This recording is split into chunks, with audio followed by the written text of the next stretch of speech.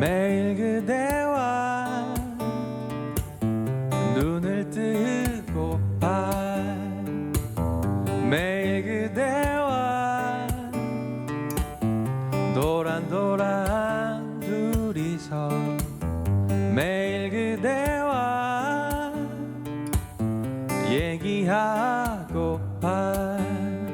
새벽비 내리는 거리도 저녁 노을 타는 하늘도 우리를 둘러싼 모든 걸 같이 나누고파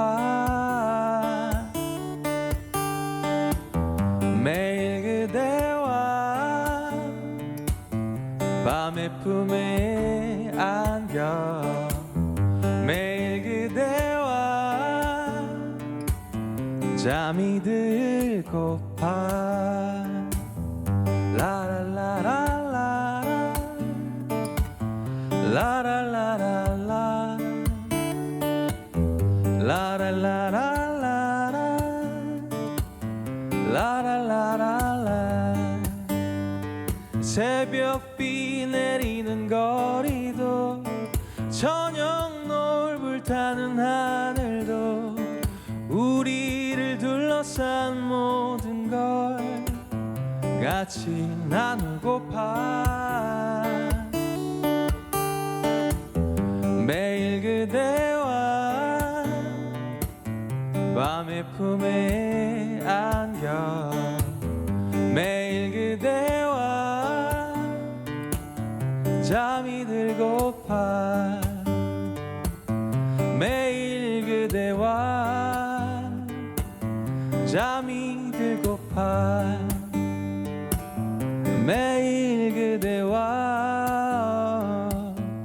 잠이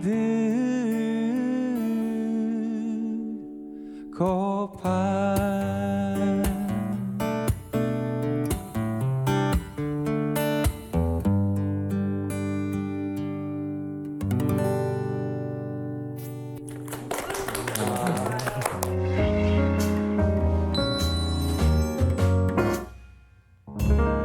안녕하세요. 혼불 문학 콘서트의 진행을 맡은 아나운서 임현주입니다. 시청자 여러분은 어떤 순간에 책을 읽으시나요? 저는 뭔가 고민이 생겼을 때 혹은 인생이란 뭘까? 그런 의문이 들 때 책을 찾게 되는 것 같습니다. 책을 읽다 보면 어떤 이야기에 흠뻑 매료되곤 하죠. 나와 시대와 상황도 다르지만 그런 이야기에 매혹되는 까닭은 우리 모두가 공감하는 삶이 담겨있기 때문일 겁니다. 우리 민족의 생생한 얼과 혼이 담긴 최명희 작가의 혼불도 그렇습니다. 총 10권의 소설로 작가의 문학 혼이 피어낸 혼불은 최명희 작가가 세상을 떠난 지 20여 년이 지난 지금도 우리 곁에서 활활 뜨겁게 불타오르고 있는데요. 그래서 오늘은 우리 시대에 혼불은 어떤 의미를 갖는지 그리고 혼불 이후에 혼불의 정신이 담긴 작품들도 함께 짚어가면서 생각하는 시간을 가져보도록 하겠습니다. 오늘 저희 프로그램 제목이 혼불 문학 콘서트잖아요. 이 문학 콘서트라는 이름에 딱 걸맞는 게스트 4분을 모셨습니다. 인사 나눠볼게요. 어서 오세요, 여러분. 너무 반가워요. 이 뭔가 이 따뜻한 책방에 뭔가 이렇게 착 붙는 그런 분들이 오신 것 같습니다. 우리 한 분 한 분 자기소개를 들으면 좋겠는데 우선 정말 멋진 노래를 들려주신 너무 궁금해요. 네, 여러분 안녕하세요. 반갑습니다. 저는 책을 쓰듯 노래를 쓰고 있는 싱어송라이터 김은총입니다. 반갑습니다. 와, 책을 쓰듯 노래를 쓴다. 너무 멋있습니다. 네, 좀 많이 더 열심히 노력을 해야 될 것 같은 그런 기분으로 오늘 왔습니다. 네, 우리 은총님 반갑습니다. 네, 감사합니다. 네, 그리고 소개 부탁드릴게요. 안녕하세요. 전주에서 위로가 되는 책방을 운영하고 있는 책방지기 이지선이라고 합니다. 반갑습니다. 예, 안녕하세요. 저는 전주에서 책방을 운영하고 있는 강성훈입니다. 네, 안녕하세요. 전 전주에서 오랫동안 사람들하고를 토닥여주면서 좀 책방을 하고 싶은 문주현입니다. 와, 우리 문주현 책방지기님까지, 그러니까 세 분의 책방지기님과 우리 싱어송라이터 은총님까지 함께하는 아주 꽉 찬 시간 기대가 됩니다. 그럼 제가 오늘 혼불의 한 구절을 낭독해 보는 것으로 시작해 보겠습니다. 수만 있다면 반드시 일생에 단 한 번이라도 좋으니 그대들의 성씨 관양에 가보기 바란다. 그곳이 그대들의 성지이다. 그 성지를 순례해보면 오늘보다 더 구체적이면서 절실한 이야기가 얼마든지 생생하게, 질기게, 거룩하게 남아있을 것이다. 웅혼하고 지혜로운 지형의 기맥과 울분의 용트림, 들꽃 같은 어여쁨, 아쉬워 고개 숙인 애잔함, 그리고 끝없는 좌절과 소망의 회오리 숨결들이 점점이 고울고울 새겨진 골목길들을 결코 놓치지 마라. 붙잡으라. 그 이야기와 삶의 흔적들을 지금 우리가 놓치면 이제는 아무도 못 찾는다. 끝내 잃어버리고 마는 것이다. 네. 이 구절은 혼불의 작품 속에서 역사 선생님이 제자들에게 당부하는 말입니다. 그러니까 지금 우리가 살고 있는 땅과 그곳에 있는 사람들을 잊지 말고 그 얼과 혼을 소중하게 잘 기록해서 남겨야 된다는 최명희 작가의 당부가 잘 담긴 그런 구절이었는데요. 저는 이 구절을 읽으면서 여기 계신 책방지기님들과도 정말 딱 맞는 구절이다 그런 생각이 들었어요. 지금 세 분이 지금 동네 서점을 하고 계신데 물론 우리가 뭐 대형 서점도 많이 가지만 저는 동네 서점을 참 좋아합니다. 그 이유가 서점마다 특색이 있고 뭔가 그 지역의 색깔이 담겨 있고 그런 게 너무 좋더라고요. 이런 큐레이션도 각자 좀 해주시고요. 이 세 분이 서점을 운영하시다 보면 아무래도 이 지역 사람들과 더 많이 소통하고 뭔가 지역에 대해서 많이 생각하게 될 것 같은데 어떠세요? 일단은 이제 전주잖아요. 네. 전주 하면은 이제 한옥마을에 완판부 문화관도 있고 또 이렇게 최명희 작가님이라는 또 이렇게 큰 작가님도 계신 고장이라서 사실 책의 도시라는 이름과 잘 어울리는 것 같아서 나름 이렇게 동네 책방을 운영하면서 좀 자부심이 있는 것 같아요. 그리고 예, 이쪽도 다 성격이 다르다 보니까 그 책방마다의 분위기가 있어서 손님들이 한 곳만 다니는 게 아니라 이제 골라서 맞아요. 늘상 이렇게 다니시는 것 같아요. 저만 해도 이렇게 뭔가 동네 서점 투어를 하게 되더라고요. 예. 저희는 이제 문학 전문 서점이거든요. 그래서 전주에서 문학을 하시는 분들도 많이 오시고, 그리고 문학을 지망하시는 분들도 많이 오시고, 그리고 문학을 사랑하시는 분들도 많이 오세요. 그러니까 아까 말씀하신 것처럼 각자 색깔이 어느 정도는 다 담당을 하고 계신 것 같아요. 네.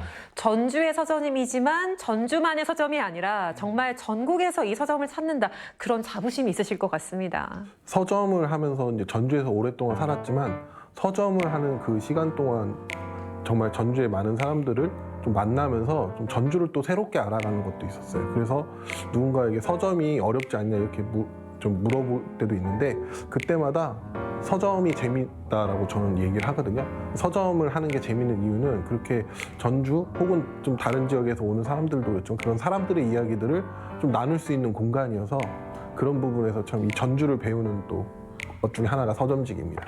맞아요. 좀 대형 서점에 가서 사실 서점지기 분들한테 말 거는 경우는 거의 없지만 저도 동네 서점에 가면 이 전주가 어때요? 전주에 뭐가 유명해요?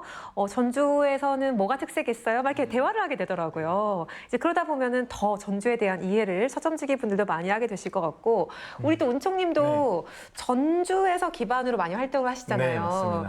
어떤 애착이 좀 더 애정이 있으신 거예요? 어떠세요? 일단 제 음악이 시작된 곳이 전주거든요. 그래서 음악적 고향이 전주다 보니까 이곳에서 음악을 만들고 부르고 또 전주에서 사랑받는 이 과정들이 다 어쩌면 축복이고 저한테는 계속 기꺼이 이 지역에서 노래를 할 수밖에 없는 그런 뭐랄까 숙제 같은 그런 느낌도 들고 그렇습니다. 축복받은 은총님. 뭔가 이름이 딱 맞는 것 그러니까 같아요. 이제 축복 받았으니까 그만큼 많이 은총을 베풀어야 된다라고 하는 전주에서 그런 가장 책임의식을 유명한 갖고 있습니다. 가수님이세요. 전주의 가장 유명한 가수. 네. 와. 가장 유명한 책방 직인입니다. 저희끼리 주거니 받거니. 책방에서 사실 은총님의 그 이번 작년에 나온 CD랑 음원을 팔고 있어요. 네, 많은 사람들이 좀 더 알아서 들어줬으면 좋겠다는 생각도 드네요. 전주 책방에 오시면 은총님 CD를 찾아라. 네. 알겠습니다. 저도 전주에 여러 번 와봤는데 전주는 정말 올 때마다 새로운 매력이 있는 곳이다라는 걸 느끼게 돼요. 여행하기 좋은 곳이기도 하고 뭔가 가장 한국적인 느낌도 있고 그리고 정말 빼놓을 빼놓을 수 없게 전주가 책의 도시 아닙니까? 꽃심을 지닌 땅이다, 이런 멋진 표현도 있습니다. 이거는 최명희 작가의 소설 홈플에 나온 표현인데요. 꽃심을 지닌 땅 전주. 멋진 표현입니다. 이 홈플이 무려 10권이 되다 보니까 이걸 다 읽은 분들이 사실 많진 않아요. 솔직히 우리 책방지기님들은 홈플을 얼마나 좀 읽어보셨나요? 어떠세요? 저는 이제 사실 대학교 때 10권을 다 도전을 해봤는데 네. 사실 4권인가 5권까지만 읽지 못했어요. 와. 그러니까 그때는 왜 그랬냐면 그때는 역사 소설이 사실 줄거리 중심이고 뭐 태백산맥이나 장길산처럼 재밌는 소설들이 많았거든요. 근데 홈플 같은 건 약간 결이 달라요. 그 뭐 줄거리라기보다는 소소하게 묘사와 그런 것들 아주 뛰어나게 있거든요. 그러다 보니까 그때는 그 다름을 사실 이해할 수가 없었어요. 그러다 이제 좀 시간이 지나고 지금에 와서는 사실 그런 소설도 참 좋아하거든요. 그래서 다시 한번 도전을 해보면 네. 분명히 10권까지 재밌게 읽을 거라고 맞아요. 확신합니다. 네. 그게 예전에는 참 눈에 잘 안 들어오고 손에 안 갔던 책이 세월이 지나서 그걸 좀 이해하게 되고 마음으로 더 와닿게 되는 시기가 오잖아요. 네, 꼭 완독하시길 네, 아니, 꼭 응원하겠습니다. 도전하겠습니다. 네, 네. 혹시 다른 두 분은 어떠세요? 버킷리스트를 정할 때마다 항상 그 10가지를 정할 때 빠지지 않는 게 전주 사람이라면 홈플 완독인데 저도 항상 정하고만 있다가 사실 시도를 못 했어요. 근데 최근에 이제 그 10권을 저희가 구했거든요. 그래갖고 그 10권을 구해서 이제 일단은 책장에 넣어놓은 거기서부터 시작이죠. 맞습니다. 그래갖고 내년에는 뭐 이런 자리가 있을 때 제가 완독했다는 말을 좀 선언으로 이야기할 수 있도록 하겠습니다. 우리 한번 독서 모임 같이 한번 해볼까요? 근데 이 홈플이 사실 그러니까 우리가 정말 다 읽기는 쉽지 않은 작품인 건 맞아요. 하지만 이게 정말 전주의 정신, 특히나 뭔가 전주의 얼과 혼이 담겨 있다는 거는 이 전주 사람이라면 다 알고 있는 작품이잖아요. 그만큼 홈플에 대한 어떤 애정이 다들 있으신 것 같습니다. 그리고 사실 우리가 어떤 작품을 좋아하는 이유가 그 작품이 좋아서이기도 하지만 어떤 작가에 대한 팬심 때문이기도 하잖아요. 혹시 최명희 작가에 대한 남다른 팬심이 있는 분들도 계실까요? 예, 저 같은 경우는 제가 전북대학교를 나왔는데요. 전북대학교 후문으로 가다 보면은 뒤편에 최명희님의 그 묘지가 있어요. 근데 사실 그곳을 잘 모르세요. 근데 저는 대학교 때부터 거길 산책할 때 참 많이 갔거든요. 조금 스산하면서도 되게 아름답게 잘 꾸며져 있고 곳곳에 최명희 작가님의 그 글들이 돌에 새겨져 있어요. 그래서 저는 산책을 하고 싶을 때 거기에 가서 최명희 작가님의 글들도 많이 읽고 그러다 보니까 이제 저한테는 대단한 어쩌면은 가장 가깝게 느꼈던 작가분 중에 한 분인 것 같아요. 네. 그런 인연이 또 네. 있군요. 저 역시도 가사를 쓰는 사람이기 때문에요. 한 단어 때문에 막 몇 년이 걸리기도 하는데 최명희 작가님 같은 경우도 진짜 거의 단어를 건져 올렸다시피 할 정도로 그런 평가를 받으실 정도로 단어 하나하나에 그리고 우리가 직접 사용했었던 말들 사투리까지도 다 이런 언어사적으로 너무 가치 있는 그 업적을 이루셨기 때문에 더욱더 존경할 수밖에 없는 것 같습니다. 맞습니다. 우리의 정말 고유 언어가 들어있다는 것이 또 홈플의 정말 엄청난 가치이자 의미가 아닐까 해요. 제가 아까 서점을 딱 찾아오면서 들어오는데 이 창에 글귀가 몇 개 적혀 있는데 홈플이 적혀 있는 게 눈에 딱 띄었어요. 아니, 운명인가? 어떻게 이런 날이 오실 줄 알고 홈플을 저기 딱 써놨을까? 일단은 여기가 전주고 전주의 가장 또 저는 아까 말했던 혼이잖아요. 우리 정신의 혼이 되는 글을 써주신 이제 최명희 작가님의 문구가 들어갔으면 좋겠다는 생각이 들어서 이제 제가 고른 것 중에 한밤 자고 나면 그 어떤 상처도 아문다는 얘기가 있어요. 그게 인생이란 얘기를 하는데 너무 이 말이 좋은 거예요. 그래서 아무리 지금 힘들어도 이렇게 정말 하루 지나고 나면 조금 괜찮아지니까 이거를 지나다니는 사람들이 좀 보고 위로가 됐으면 좋겠다 하는 생각에 저 문구를 가져다 놨습니다. 네. 너무 좋은 글귀네요.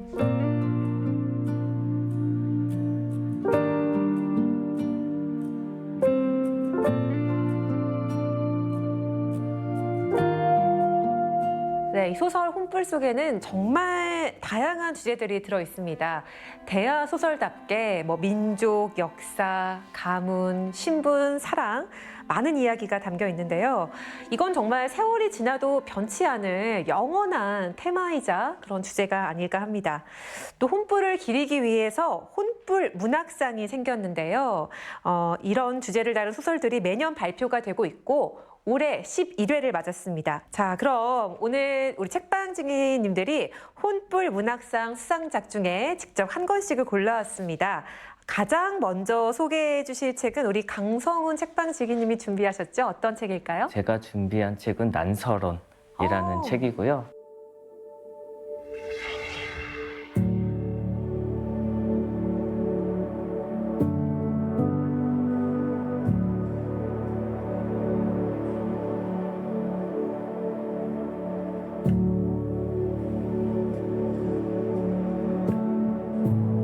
푸른 바닷물이 구슬 바다에 스며들고 푸른 난새는 채색 난새에게 기대었구나.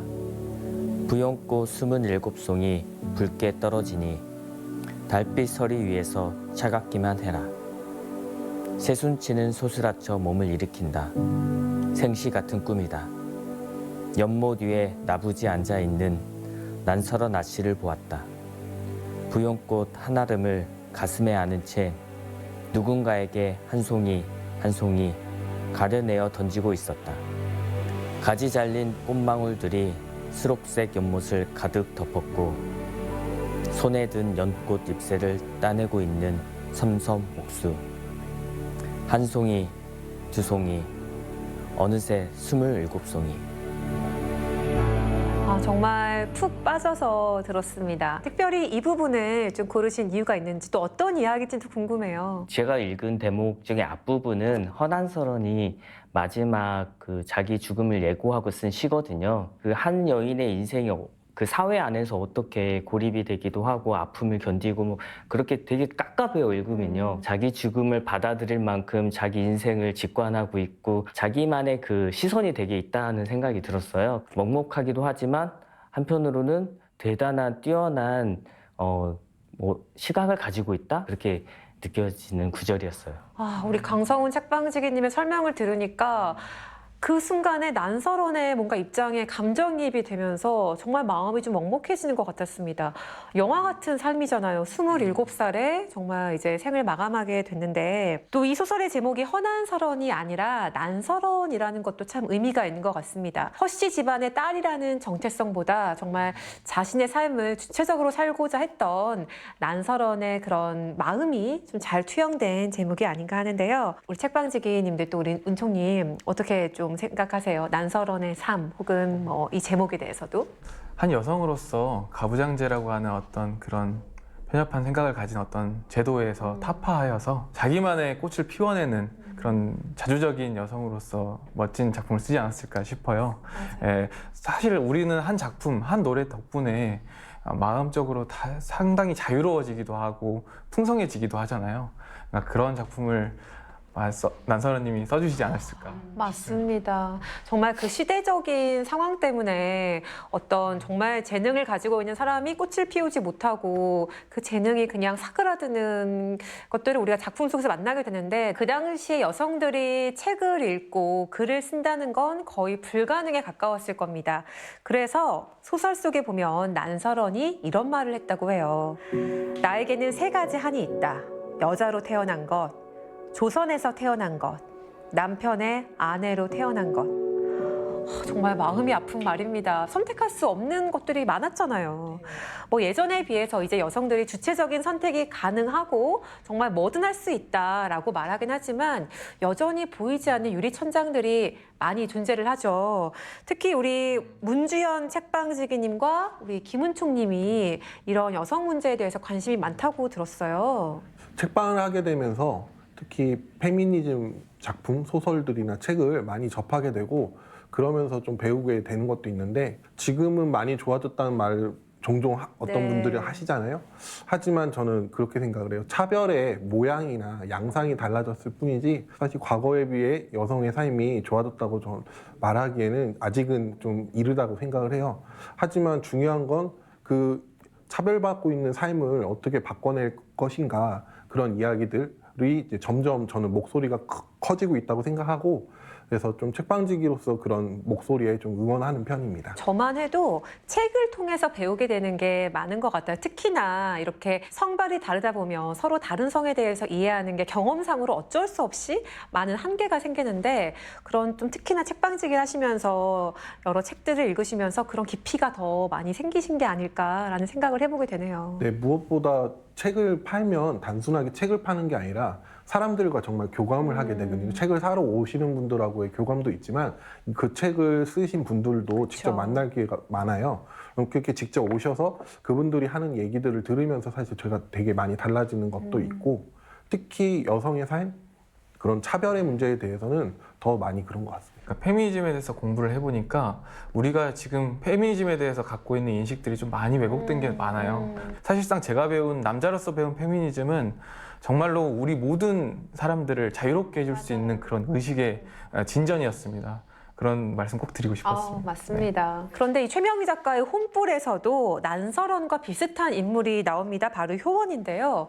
효원이는 뭔가 술을 놓거나 바느질을 하는 것보다 책을 보고 시를 짓는 걸 더 좋아하지만 며느리, 아내, 또 어머니로서의 삶을 살게 됩니다. 어떻게 그 시절을 지났을까 우리가 또 많이 생각해 보게 되는데 내 어머니의 삶 혹은 우리 할머니의 삶을 보면서 또 그런 효원의 삶을 가까이서도 봤을 것도 같아요. 어떻게 그런 시간을 좀 버텼을까요? 우리 여성들이. 효원의 이야기를 보면서 네. 느낀 거는 저희 어머니, 할머니가 먼저 생각이 나더라고요. 네. 단순히 그냥 효원의 이야기만이 아니라 우리 남자들을 키워낸 또 우리들을 맞아요. 키워낸 모든 엄마와 할머니들의 이야기라는 생각이 들었습니다. 그들은 결국에는 사랑 때문이었던 것 같고요. 그것 덕분에 견디지 않았을까 감히 예상해 봤습니다. 자식을 향한 사랑. 네. 그 시기에 그런 가부장적인 거를 타파하고 나가기에는 너무 힘든 그쵸. 일이잖아요. 하지만 그런 분들이 아주 작은 틈을 사실 만들었다고 생각을 해요. 난설원에서도 어머니가 난설원이 시집을 갈 때 책을 버러지처럼 보라 얘기를 해요. 아마도 어머니는 그 시집에 가서 사랑받으려면 그런 걸 보면은 미움을 받게 되니까 아마 사랑으로 하신 말씀이시겠지만 그래도 책을 보게 되고 시를 짓게 되고 하는 그런 인생의 삶들이 거대한 뭐 혁명은 일으키지는 못하지만 가부장적인 굳건한 그 규제의 틈을 계속 만들고 그 틈을 계속 벌어지게 한 그런 여성들의 한 분이라고 생각이 들고 저희 어머니도 사실 어쩌면은 가부장적인 그런 걸 많이 가지고 계시지만 또 일면에서는 그런 걸 타파하기 위한 아주 작은 틈들 많이 만드셨다고 생각이 들어요. 그런 분들이 또 한편으로는 되게 존경스럽다는 생각이 듭니다. 여성들이 우리나라뿐만 아니라 외국에도 이제 버지니아르프도 있고 그렇잖아요. 글을 쓰는 여성이 왜 글을 쓸 수밖에 없었는가를 생각하면 이게 다 풀리는데 그런 사회적인 이제 부조리함, 여성으로서 겪는 차별들을 그래도 이렇게 글로 써준 누군가가 있기 때문에 우리가 지금 이렇게 얘기도 할 수 있어서 지금 이 시대도 글을 좀 더 썼으면 좋겠다. 뭔가 이렇게 뭐 잘 써서 작가가 아니라 내 목소리를 낼 수 있는 그런 글들을 많은 여성분들이 써 나가야 시대가 조금이라도 바뀌어지지 않을까 그런 생각이 좀 들어요. 내가 겪는 어떤 고민이 누군가 그에 관한 글을 쓰면 아 이게 나만의 고민이 아니었구나. 이게 서로 함께 바꿔나가야 할 무언가구나라는 걸 확인하게 되잖아요. 그게 정말 또 작품의 힘이 아닌가 하는 생각을 하게 됩니다.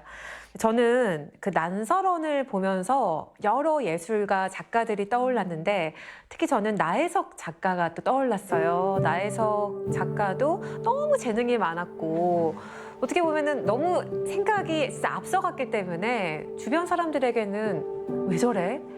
비난받기도 하고 정말 힘든 삶을 정말 살다 간 정말 안타까운 한편에서는 그런 생각이 드는데 이 난설원을 읽으면서 떠오르는 다른 뭐 예술가나 작가가 있었을까요?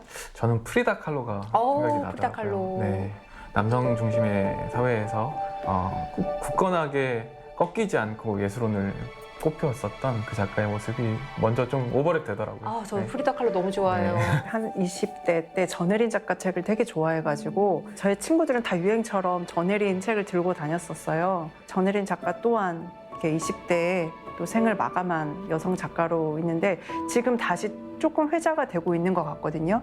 그러니까 우리 주변에도 전혜린 작가님이라든지 또는 최승자 시인이라든지 이런 분들이 이렇게 아까처럼 이 시대에 굴복하지 않고 계속 이렇게 글을 써주고 있고 또 글을 썼기 때문에 이렇게 여성 작가로서는 좀 더 생각이 많이 나는 그런 작가들인 것 같습니다. 네. 그 미투 이후에 그 전으로 돌아갈 수 없다는 말들 많이 하는데 그 문단 내 성폭력 문제도 되게 컸었어요. 근데 그 이후에 여성 작가들의 글쓰기가 저는 좀 그 전과 또 다르다는 느낌이 들고 그 여성 작가들의 글을 읽을 때 그런 여성의 삶 혹은 그런 차별을 정면으로 맞서는 그런 응시하는 그런 글쓰기가 참 좋다는 생각이 들고 지금 여성 작가들의 글들은 전반적으로 그런 부분에서 다 좀 추천하는 편입니다.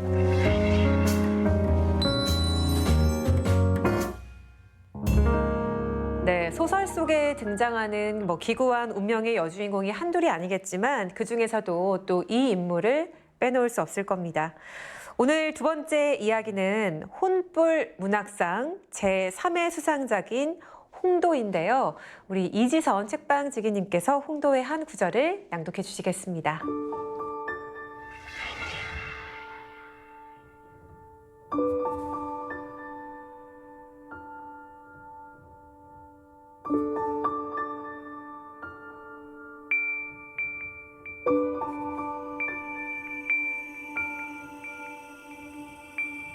돌이켜보면 깔축 없이 변하는 세상이 바람 모양으로 돌고 도는 것인지, 그리워하며 기다리다 보면 언젠가는 꼭 찾아오는 것이 인연인 것인지, 아니면 둘 다 맞는 것인지, 400년도 훨씬 지났지만 아직도 잘 알지는 못합니다. 하지만 변화무쌍한 세상에도 아버지가 계셨고 정주가 있었고 자치기가 있었으니 이제는 무엇이 어찌 될까요? 지금 홍도의 한 대목이었는데요. 어떤 지금 이야기인지 그리고 네. 왜 이걸 고르셨는지 궁금하네요. 일단은 이 홍도가 네. 참 재미있는 책이었어요. 저도 연극도 이렇게 봤는데 낭독을 할 수 있는 문장들이 많았는데 저는 뭐랄까 우리가 잘 알지 못하는 게 바로 인생이다. 이런 부분에 있어서 한번 이 구절을 낭독해 봤습니다. 너무 흥미로운 이야기입니다. 네. 궁금해요. 딱 그 부분 읽었을 때 어떤 생각하셨는지. 내가 433살이야 라고 소개하는 사람 만나면 어떠셨을 것 같아요? 일단은 이제 뭐 다단계인가? 아니면 어디 좀 이렇게 종교단체인가 이렇게 생각했을 수도 있을 텐데 거리감을 뒀겠죠. 근데 이 책을 일단 쓴 구조가 굉장히 재밌게 과거의 그런 것과 오가면서 굉장히 재밌게 써서 흥미진진하게 모두가 읽을 수 있는 책이고요. 결국에는 마지막에 뭐가 나오냐면 드디어 계속 의심을 했던 그 남자 주인공이 홍도를 믿게 돼요. 그걸 다. 그게 바로 사랑 아니었나. 그 믿음이 그런 엔딩으로 끝나서 참 이렇게 모두가 좀 많이 볼 소설인 것 같습니다.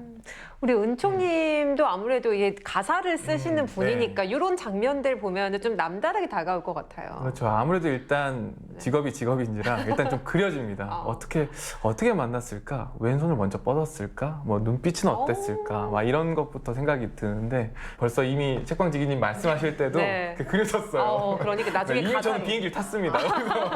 네, 여주인공 홍도는 말씀하신 대로 400년 이상을 살아왔기 때문에 숱한 역사의 순간을 지나왔습니다. 기축옥사, 임진왜란, 천주박해 등 역사의 파란을 몸소 겪은 인물인데요. 역사적인 사건을 배경으로 한 소설을 쓴다 하면은 좀 어떤 사건을 좀 다뤄보고 싶으세요? 사실 제가 경험한 거를 쓸 것 같아요. 네. 근데 제가 살아온 인생에서 사실 가장 큰 역사적인 사건이라고 하면 사실 IMF거든요. 97년도에 IMF가 일어났는데 그때 제가 대학교 1학년을 입학할 때라서 사실 또 한가운데 있다고 생각이 들었거든요. 제 주위 친구들 그리고 저희 부모님 이런 모든 것들이 사실 힘들었던 시기라서 그 홍도처럼 그 역사를 사실 경험한 거 공부보다는 경험한 걸 토대로 아마 쓰거나 뭐 그러지 않을까 싶어요. 네. 그렇군요. 우리 문지연 책박지기님은 어떠세요? 저는 어렸을 때 꿈이 있었어요. 대하 역사 소설을 써보고 싶은 그냥 뭐 이런 역사 소설 같은 것들을 좋아할 때였는데 그때 했던 포인트는 동학농민 혁명을 좀 뭔가 이렇게 대하 소설로 써보고 싶다는 생각이 들었거든요. 근데 왜 그랬냐면 저는 그 백범 김구 선생님이 동학농민 혁명 당시에 실제로 이런 아기장수라는 별명으로 실제로 활동하셨던 거를 알게 되고 너무 그러니까 약간 김구 선생님은 좀 뭔가 이렇게 사진으로도 많이 영상으로도 그리고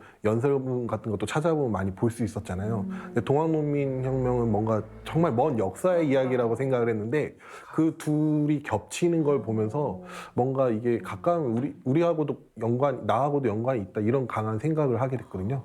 그래서 좀 그런 연결성을 좀 연결짓는 그래서 동학농민혁명에서 시작을 해가지고 뭔가 그런 강점기를 보낸 그런 한 인물을 생각하면서 좀 그려보고 싶다는 생각만 항상 하게 되네요. 아니 왜 생각만 하세요? 쓰시면 되지 않을까요? 남은 나라의 네. 길을 잇는 명작이 나올 수 있어요. 너무 궁금해요. 문주연 작가님의 데뷔를 또 기다리도록 하겠습니다. 네, 근데 홍도를 읽다 보면은 정말 그 역사를 종횡무진하는 홍도를 막 상상하게 돼요. 그게 이 소설의 그런 SF 소설의 매력이 아닐까 하는데 요즘엔 특히나 SF 판타지가 유행인데 왜 사람들이 이렇게 SF 판타지를 좋아할까요? 우리 책방지기님들은 어떤 생각을 좀 갖고 계세요? 아무래도 현실에서 이루어질 수 없는 것들을 이제 책에서 일단 SF 하면은 뭐 갈 수 없는 곳 없이라도 다 갈 수가 있고 상상을 못했던 것도 다 이루어지는 게 이제 현실 세계 그 가상 세계인데 최근에 전주에도 그 SF 소설로 새로 책을 내신 분도 계시거든요. 그래서 메타버스가 요즘 유행이잖아요. 이 메타버스에서는 이제 모든 것이 가능한데 이걸 소설로 가져온 거예요. 그래서 가족을 고른다는 거예요, 이제는. 되게 슬픈 어떻게 보면 구성이지만 정말 우리가 선택할 수 없는 게 바로 가족인데 이제 가상 현실에서는 가족을 고를 수 있다는 거를 해서 지금 굉장히 재밌게 잘 읽고 있는 소설입니다. 그 배경이나 그 소재는 SF겠지만 사실 그 안에는 또 사람 이야기거든요. 그 SF라는 소재를 가져와서 결국은 인간을 얘기하고 인간의 내면을 얘기하고 그렇기 때문에 사실 사람들이 신선한 소재와 그 깊이 있는 내면을 얘기하기 때문에 또 인기가 있다는 생각이 들기도 해요. 우리 가슴 속에는 누구나 또 이제 꿈을 꾸듯이 무의식의 세계가 있잖아요. 언젠가 한번 제 가슴 속에 있는 그런 무의식을 꺼내는 역할을 대신해 주는 것 아닐까 이런 생각을 좀 해봤습니다. 현실 이야기만 하면 좀 팍팍할 수도 있는데 그런 상상력이 확대가 되는 그런 글을 읽는다는 게 너무나 재미있다는 생각이 듭니다. 또 우리 한번 이런 좀 재미있는 상상을 해볼까요? 433살에 홍도는 좀 불가능할 수 있겠는데 AI는 진짜 좀 가능할 것도 같거든요. AI가 나에게 사랑 고백을 해온다. 그런 네. 거에 상상 안 하실 것 같은 우리 강성훈 우리 책방지기님은 어떠세요? AI와 사랑에 빠질 수 있을까요? 사실 제가 허라는 영화를 너무 좋아하거든요. 그 마지막 장면이 사실 AI 있는 세계로 사실 남자가 들어가는 거거든요. 그 영화를 보면서도 비슷한 생각을 했는데 인간과 닮은 그리고 인간의 감성을 가진 AI라면 빠질 수도 있겠다 뭐 그런 생각이 들더라고요. 인간이라는 것 자체가 그냥 인간이라는 동족일 뿐이지 하나의 존재로 본다고 하면 AI도 하나의 존재가 될 수 있다는 생각이 들거든요. 그러면 존재와 존재끼리 사랑이라고 생각을 하면 전 충분히 빠질 수 있다. 예, 그렇게 생각이 듭니다. 네, 정말 사랑 이야기만큼 질리지 않고 늘 새롭고 흥미진진한 이야기가 또 있을까 합니다. 우리가 이쯤에서 지금 이 분위기와 어울리는 우리 은총님의 노래 한 곡을 듣고 올까요?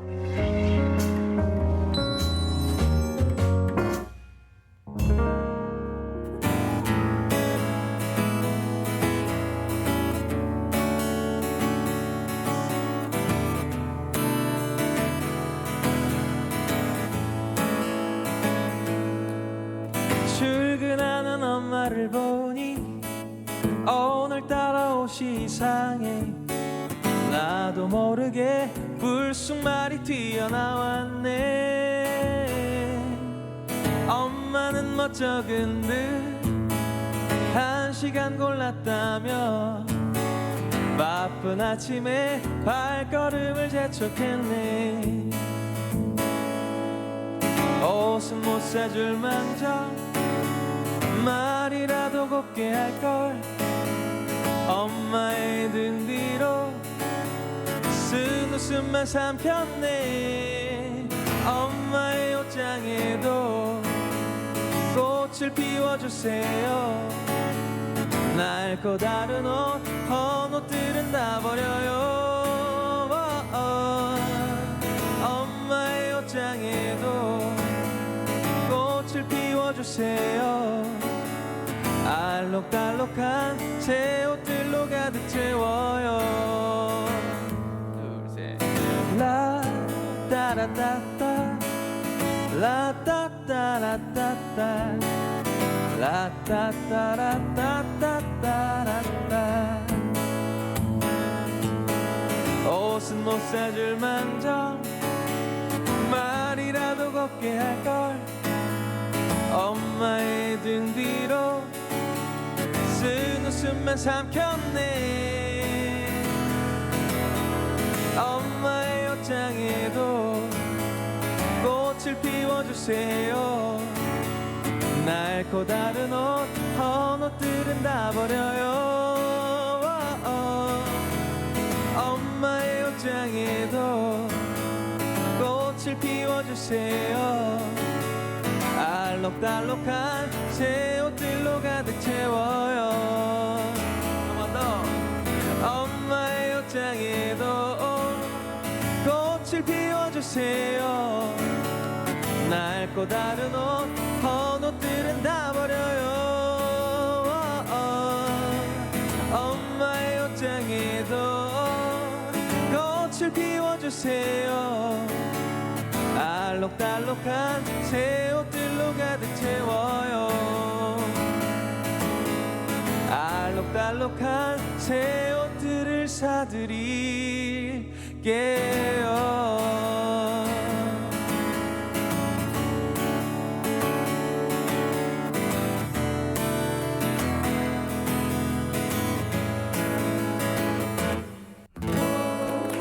감사합니다.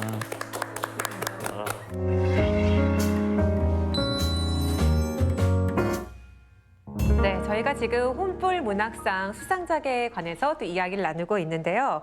전주 동네 서점이 주최하는 또 아주 특별한 문학상이 있다고 들었습니다. 좀 소개해 주세요. 전주에 있는 7개의 서점이 같이 준비하는 문학상이고요. 그 이름은 전주 동네 책방 문학상. 그리고 이번이 제2회고요. 저희가 책방이 직접 작가를 뽑고 그 작가와 독자를 연결해 줬으면 좋겠다 해서 만들어진 문학상이에요. 1회는 370편 정도가 들어왔어요. 370명이 하셨고 야. 편수로는 거의 한 700, 800편 정도는 아마 들어왔을 거예요. 네, 네. 전주 동네 서점이 힘이 아닐까. 반응이 어때요? 또 수상 작품들도 좀 궁금하고요. 각 책방들의 이름을 가지고 책방상들도 저희가 이제 선정을 했어요. 선정된 작가들의 또 새로운 작품까지 받아가지고 한 권의 책으로 저희가 만들었거든요.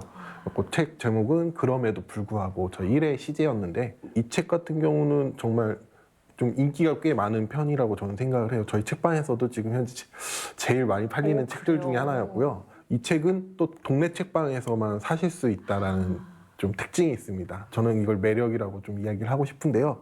이분들은 등단을 지금 현재 준비하시는 작가님들이나 아니면 비작가, 일반 그냥 글을 좋아하시는 분들도 정말 지원을 많이 하셨거든요. 그런 분들 중에 저희가 직접 이제 전화로 혹은 이제 메일로 이렇게 수상 축하드린다고 하는데 너무 기뻐하시는 거예요. 그리고 또 수상 소감을 봤는데 정말 이것만 기다리면서 했는데 딱 전화를 받는 순간 그 울컥했다는 그 감정들을 이야기를 좀 들으면서 너무 좋았어요. 이게 다른 그런 문학상의 좀 수상 소감과 또 다르게 그런 것들을 느낄 수 있어서 정말 뿌듯하다는 생각도 했고 일반인들이 썼다라고 해서 수준이 뭐 낮거나 그렇지 않고 다 그 따뜻한 감성들을 또 가지고 있는데 각 책방에 좀 특징에 맞는 그런 수상작들도 볼 수 있어서 책 한 권이 되게 다채로운 느낌이 있습니다. 특히 요즘 소설을 보면요. 일상생활에서 자신이 겪은 이야기를 풀어낸 작품들이 또 많은 사랑을 받는 것 같습니다. 저도 그런 작품을 참 좋아하는데 올해 혼불 문학상 수상작도 쉽고 또 빠르게 읽힌다는 점에서 많은 사랑을 받고 있어요.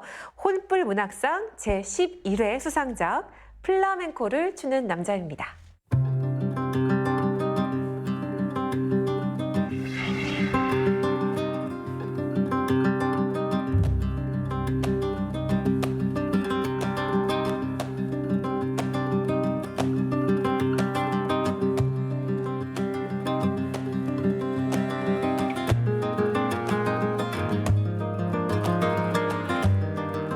플라멩코를 출 때 말이죠. 가장 중요한 건 사랑입니다. 그건 이성 간의 사랑만 뜻하는 게 아니에요.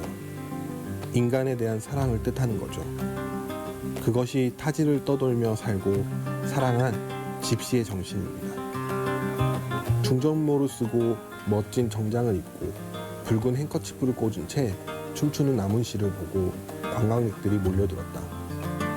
누군가가 손뼉을 치자 인종과 국적을 떠난 모든 사람이 환호하며 다 함께 손뼉을 쳤다. 그 리듬 속에서 나문씨는 뜨거운 불을 느꼈다. 그것은 환희와 쾌감과 자신감으로 벌겋게 솟아 그의 몸을 태우고 있었다. 이국적인 차림의 관객들 사이로 나문씨는 보현의 얼굴을 찾아냈다. 뜨거운 스페인의 햇살 아래서 그 쨍한 얼굴이 부서져라 웃고 있었다. 그래, 나는 플라멩코를 춘다. 허리를 세우고 나문씨는 우아하게 발을 놀렸다. 기분 좋은 탭 소리가 스페인 광장을 가득 채웠다. 네, 우리 문지연 책방지기님께서 플라멩코를 추는 남자의 한 대목을 낭독해 주셨습니다. 어떤 이야기이고 특별히 이 대목을 고르신 이유가 있을까요? 타지를 떠돌며 살고 사랑한 집시의 정신, 그 집시의 정신이라는 말에 좀 강하게 꽂혔습니다. 요즘은 좀 너무 이분법적으로 세상을 보려고 하는 사람들도 많고 그런 것들 요구하기도 하잖아요. 그럴 때 그런 걸 보면서 좀 안타깝기도 하고 정말 그런데 이 집시의 정신, 그 집시의 사랑은 이분법적으로는 해석이 안 되는 거거든요. 어떻게 보면 그런 다양성을 좀 존중하고 다양성을 사랑하는 게 어떻게 보면 그런 부분이라고 생각하는데 이 소설에서는 또 그런 용서에 대한 이야기도 많이 나오고 그리고 또 연결, 교감 이런 얘기들이 좀 많이 나오는데 그런 면이 어떻게 보면 집시의 사랑 저는 많이 공감하면서 이 대목을 정해왔습니다. 네, 플라멩코를 추는 남자의 스토리가 굴착기 기사였던 67세 주인공이 은퇴를 결심하고 그동안 버킷리스트들을 하나둘 하면서 스페인어를 배우는 건데 그러면서 자신에게 해결해야 될 과제가 있다라는 걸 깨닫게 됩니다. 바로 전 부인과의 사이에서 얻은 딸 보연을 40년 만에 찾아가는 건데요. 우리 문지연 책방지기님, 만약에 나를 40년 만에 찾아온 아버지가 있다, 이러면 어떠실 것 같아요? 이 책은 꼭 독서 모임을 해봐야겠다는 오. 생각을 하게 만들었는데요. 네네네. 바로 그 지점이었습니다. 좀 다른 사람들은 어떤 답을 할까? 저도 이걸 보면서 때로는 좀 화가 나기도 하고 사실 그랬거든요. 그러면서 좀 이해할 수 없다 이런 감정들도 있었는데 만약에 나라면 어떻게 대할까 했을 때 어떤 그리움도 또 한편으로는 전 놓지 못할 것 같아요. 분노나 섭섭함도 있겠지만 그 아버지에 대한 그 그리움 그런 것들을 처음에는 애써 표현하지 못할 것 같아요. 저는. 하지만 조금씩 만나고 이야기하고 서로 삶을 좀 알게 되면 그 그리움이라는 게 좀 사랑으로 표현되지 않을까? 뭐 그런 생각을 좀 해봤고 좀 다른 사람들의 생각들도 되게 궁금합니다. 이 책. 그래서 아마 저는 그게 참 궁금하고 어렵다 이렇게 느껴지는 이유가 가족이 주는 복합적인 어떤 느낌 때문인 것 같아요. 참 의지가 되고 뭔가 사랑하고 힘도 되지만 한편으로는 내가 어떻게 보면 이게 다 선택한 운명은 아니잖아요. 그래서 정말 좀 지독하게 느껴지기도 하고 여러 감정을 느끼게 되는데 가족이란 뭘까요? 우리 각자 좀 얘기를 해보면 좋을 것 같아요. 가족이 꼭 핏줄만은 아니라고 생각이 들거든요. 그래서 만약에 아버지가 찾아왔다면 저는 아버지하고 화해를 안 했을 것 같아요. 오. 오히려 저는 같이 한 시간, 같이 부딪혔던 그 많은 경험들이 사실 가족을 만든다고 생각을 하고 아버지가 찾아왔다고 하면 그 아버지와 또 오랜 시간을 또 보낸다면 혹시 가족이 될 수 있을 수는 있겠다는 생각은 들어요. 하지만 바로 왔을 때 아버지라고 인정은 안 할 것 같아요. 요즘은 가족의 의미를 꼭 내가 꼭 혈연 관계를 맺었거나 내가 정말 결혼을 해서만이 가족이 아니라 어떤 느슨한 연대? 그냥 우리가 같은 관심사, 같은 그런 공간을 쉐어하고 이제 이런 게 정말 좀 가족의 개념으로 바뀌어가고 있다라는 생각도 듭니다. 이 소설 속의 주인공이 40년 전에 헤어진 딸을 만나러 간다. 언뜻 좀 이기적으로 보이기도 하지만 또 그 마음이 한켠엔 좀 이해가 되기도 해요. 누구나 내가 좀 꼬이거나 그런 내가 좀 망가뜨렸다 생각하는 관계를 회복하고 싶은 그런 때가 있잖아요. 근데 내가 누군가 화해하고 싶고 그 관계를 회복하고 싶은데 잘 용기가 안 난다거나 방법을 모를 때가 있습니다. 혹시 이와 관련해서 좀 관계에 대한 책을 좀 추천해 줄 수 있으실까요? 그림책 중에 적당한 거리라는 그 제목의 책이 있습니다. 근데 말 그대로 적당한 거리가 사람과 사람 사이에 필요하다고 얘기를 하는데 어떤 책에서 이런 걸 본 적이 있어요. 우리가 너무나 회복에 또 네. 치우쳐서 지낸다. 사실 모든 관계가 회복되지 않아도 된다라는 얘기를 해요. 근데 물론 우리가 그거를 막 응어리처럼 갖고 사는 사람들도 분명히 있지만은 어느 순간은 좀 이렇게 손을 놓는 게 오히려 내 건강에도 좋고 그 누군가의 건강에 좋다는 얘기를 듣고 아 이럴 수 있구나라는 생각도 좀 들었고요. 적당한 거리가 서로 사이에 아무리 가족과도 마찬가지고 타인과의 관계에 있어서도 그 거리가 중요한 것 같다는 생각이 듭니다. 그래서 뭐 코로나 때문에 거리 두긴 하지만 마음에도 살짝의 거리를 둬서 오히려 그 서로 해치지 않는 그런 관계를 만들어가는 것도 좀 현명한 방법인 것 같습니다. 저는 많이 관계에 많이 집착했었던 것 같아요. 과거에는. 옛날에. 예, 그래서 이제 할 수 있는 모든 노력을 다 찾아가면서까지 했었던 것 같은데 이제는 그냥 인연의 끈은 거기까지라고 그냥 받아들이기로 했던 것 같아요. 그래서 근데 그 인연이 실타래가 다시 또 만나는 날이 오더라고요. 예, 그때 또 열린 마음으로 받아들일 준비를 또 좀 하고 있어야 되지 않을까 이런 생각을 하면서 기다리는 중입니다. 우리가 참 관계 이야기도 했는데 이 관계가 참 힘들다, 어렵다, 벗어나고 싶다라고 말은 하지만 그러면서도 우리는 결국에 이 관계를 벗어나고 싶지 않아 하는 존재인 것 같아요. 이 코로나 시대를 지나면서 더욱더 그런 생각을 많이 했습니다. 누군가의 온기가 필요하구나, 연결되고 싶구나 이런 마음을 참 많이 느꼈잖아요. 이 시대를 함께 살아가는 우리에게 좀 건네주고 싶은 우리 시청자분들에게 해드리고 싶은 말씀이 좀 있으실까요, 각자? 사실 코로나 시기가 돼서 일상이 많이 변했잖아요. 배달 음식을 많이 먹기도 하고 4인 인상도 못할 때도 있었고 그러니까 같이 만날 수 없었던 많은 시기들이 있었던 것 같은데 그렇게 많이 변했지만 사실 변하지 않는 것은 분명히 또 있다고 생각이 들어요. 어쩌면 가족에 대한 사랑일 수도 있고 친구에 대한 우정일 수도 있고 그런 너무 많이 변화하고 있으니까 쉽게 변하지 않는 걸 더 찾아야 하지 않을까 그런 생각이 들어요. 변화에만 너무 집중하지 말고 쉽게 변하지 않는 거를 붙잡고 새로운 변화를 받아들인다고 하면 우리 일상이 훨씬 더 지금 좀 어려운 시기지만 또 현명하게 헤쳐나가지 않을까 뭐 그런 생각이 들어요. 너무 빠르게 변화하고 빠르게 트렌드가 변하는 속에서 우리 책방지기님 말처럼 오히려 변하지 않는 것의 가치를 떠올려 보는 거 정말 내 중심을 잡는 데도 참 중요하다는 생각이 듭니다. 저희 오늘 혼불 문화 콘서트를 통해서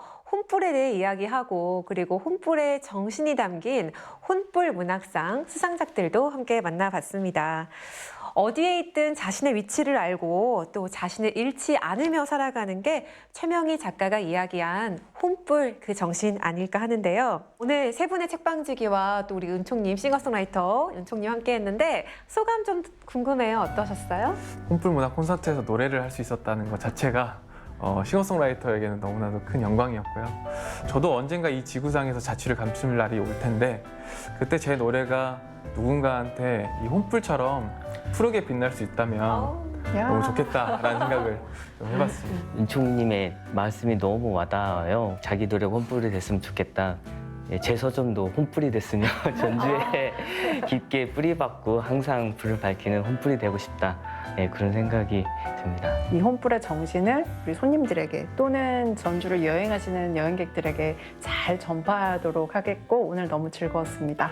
우리 각자가 정말 혼불이 아닌가 합니다. 그리고 저도 오늘 혼불 문화 콘서트 너무너무 즐겁고 의미 있었고 이런 시간이 더 자주 있었으면 좋겠다라는 바람을 다시 한번 가져봅니다.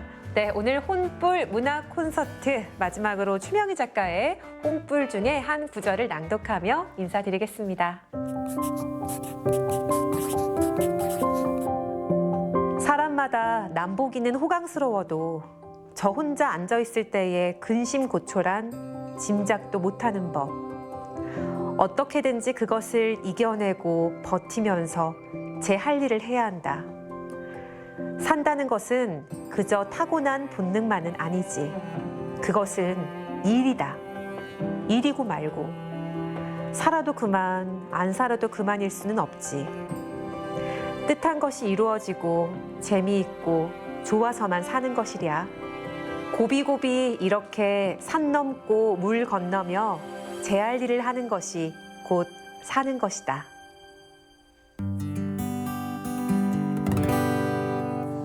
Starry, starry night. Paint your palette blue and grey.